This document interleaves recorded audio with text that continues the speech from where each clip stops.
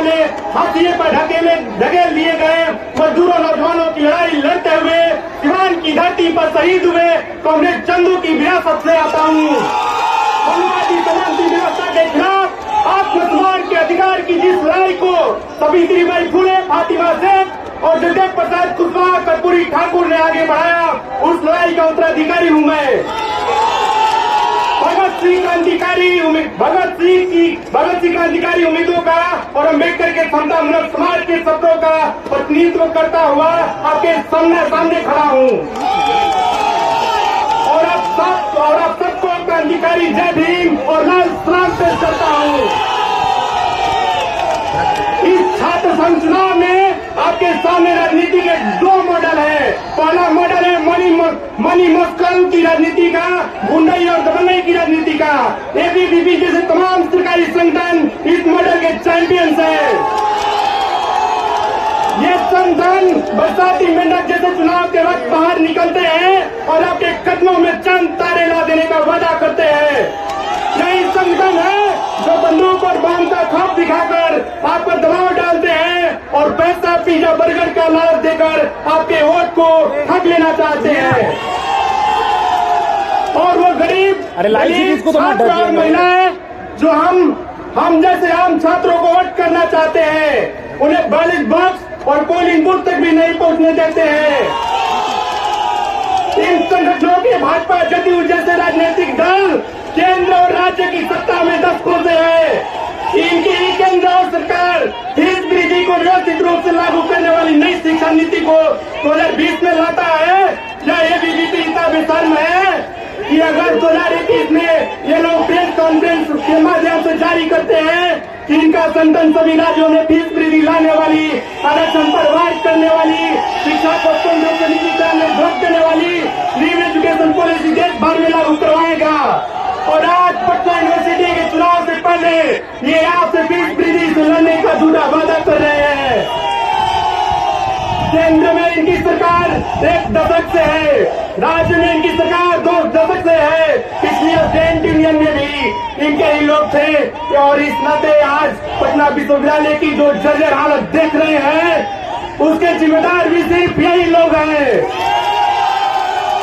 इस पटना विश्वविद्यालय छात्र संघ चुनाव में आप इन संगठनों का आह्वान इनके गगनचुंबी वादों से नहीं, इनके छात्र विरोधी रिपोर्ट कार्ड और इरादों से करिए।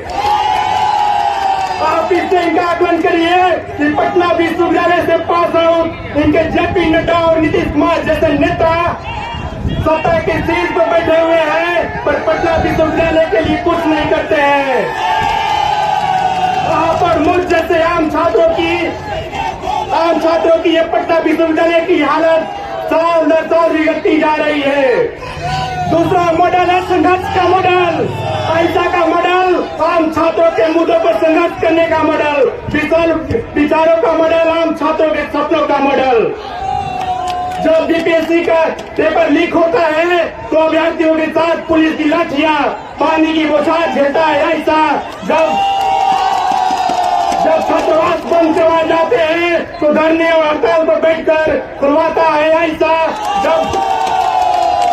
जब महिला छात्रावास में फीस वृद्धि होती है, वाणिज्य महाविद्यालय में सेल्फ फाइनेंस कोर्सेज के नाम पर कई गुना फीस छात्रों से ऐठी जाती है। जब होटल देने से पहले प्रशासन सरकारी संगठनों के नेताओं का राजनीतिक भविष्य सुनिश्चित करने के लिए पटना विश्वविद्यालय छात्र संघ चुनाव कराने का नोटिस निकालता है। ये जानते हुए ये कैंपस में बोल रहे हैं मुस्लिम छात्रों के अधिकारों का हनन है, तब इन सबके खिलाफ जो संगठन आवाज उठाता है उसका नाम है आइसा। इस बार के छात्र संघ चुनाव में आइसा आपके सामने इन मुद्दों के साथ खड़ा है। सबसे पहली लड़ाई ऐसा लड़ेगा वो है पटना विश्वविद्यालय को केंद्रीय विश्वविद्यालय का दर्जा दिलवाने की लड़ाई। बहुत सपने और उम्मीद लेकर आप और मुझ जैसा छात्र पटना शहर और पटना विश्वविद्यालय में एडमिशन लेता है, लेकिन गुणवत्तापूर्ण शिक्षा तो छोड़िए, पटना विश्वविद्यालय में अध्यापक तक नहीं है। 377 पदों में से 283 पद खाली है। लाइब्रेरी में किताबें पूरा दिन खोलने पर भी नहीं मिलती।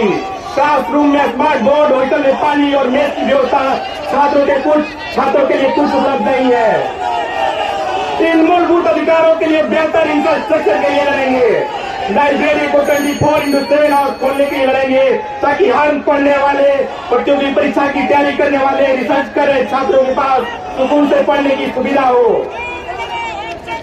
साथियों, आप और हम पढ़ने लिखने वाले छात्र ही इस विश्वविद्यालय का भविष्य है।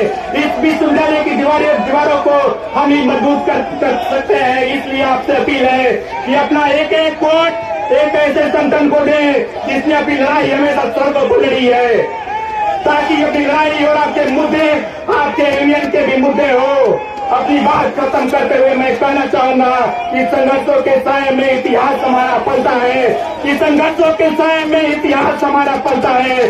जिस ओर जमानी चलती है उस ओर जमाना चलता है।